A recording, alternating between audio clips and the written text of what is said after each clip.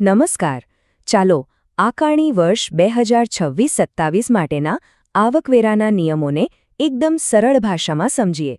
પહેલાં તો વ્યક્તિઓ અને હિન્દુ અવિભક્ત કુટુંબ એટલે કે HUF, પછી આવે છે ભાગીદારી પેઢીઓ અને છેલ્લે સ્થાનિક કંપનીઓ. તો આ કરદાતાઓ માટે સરકાર બે રસ્તા આપે છે. એક છે જૂની કર વ્યવસ્થા અને બીજી છે નવી કર વ્યવસ્થા. બંનેના પોતપોતાના ફાયદા છે અને ગેરફાયદા પણ. આપણે એ નક્કી કરવાનું છે કે આપણા માટે કયો રસ્તો શ્રેષ્ઠ છે. ચાલો આ ટેબલ પર એક નજર નાખીએ. અહીંયા તમે સ્પષ્ટપણે જોઈ શકો છો કે નવી વ્યવસ્થામાં શરૂઆતના સ્લેબમાં કરના દરો ઓછા દેખાય છે, જ્યારે જૂની વ્યવસ્થામાં ટેક્સના સ્લેબનું માળખું થોડું અલગ છે. તો આનો મતલબ શું થયો? સમજો કે આ એક પ્રકારનો સોદો છે.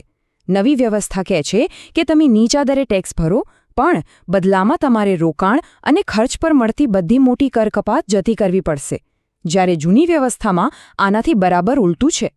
ભાગીદારી પેઢીઓ અને LLP એટલે કે લિમિટેડ લાયબિલિટી પાર્ટનરશિપ માટે ટેક્સનું માળખું એકદમ સીધું અને સરળ છે. અહીંયા વ્યક્તિઓની જેમ અલગ અલગ ટેક્સ સ્લેબની કોઈ માથાકૂટ નથી. પેઢીની આવક ગમે તેટલી હોય તેના પર સીધો જ 30% ફ્લેટ ટેક્સ લાગે છે. આનાથી ગણતરી ખૂબ જ સરળ બની જાય છે. ટેક્સની ગણતરી પણ એકદમ સિમ્પલ 3 સ્ટેપમાં થાય છે. પહેલાં તો 30% મૂળભૂત કર, પછી જો આવક બહુ જ વધારે હોય તો સરચાર્જ, અને છેલ્લે જે પણ કુલ ટેક્સ બને તેના પર 4% આરોગ્ય અને શિક્ષણ સેસ ઉમેરવામાં આવે છે. હવે વારો આવે છે સ્થાનિક કંપનીઓનો. અહીંયા કરનું માળખું થોડું વધુ જટિલ છે અને તે કંપનીના ટર્નઓવર અને અમુક ચોક્કસ શરતો પર આધાર રાખે છે. જે કંપનીઓ ભારતમાં રજિસ્ટર્ડ છે અને અહીંથી જ ચાલે છે, તેમની પાસે પણ ટેક્સ ભરવા માટે મુખ્યત્વે 2 વિકલ્પો હોય છે, જે તેમની નાણાકીય પરિસ્થિતિ પર આધાર રાખે છે. અહીં મુખ્ય તફાવત એકદમ સ્પષ્ટ છે. સામાન્ય દરો કંપનીના વાર્ષિક ટર્નઓવર પર આધાર રાખે છે, પણ કંપનીઓ માટે એક વિશેષ દરનો વિકલ્પ પણ છે, જેમાં ટેક્સ રેટ ઘણો ઓછો હોય છે, પણ એની શરત એ છે કે કંપની કોઈપણ પ્રકારની કર કપાતનો લાભ નહીં લઈ શકે.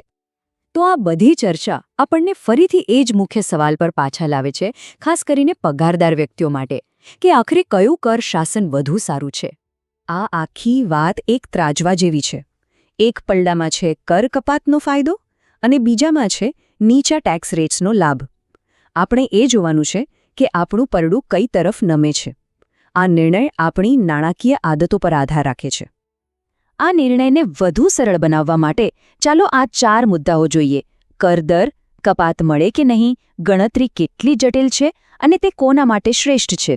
આનાથી આખી વાત સ્પષ્ટ થઈ જશે.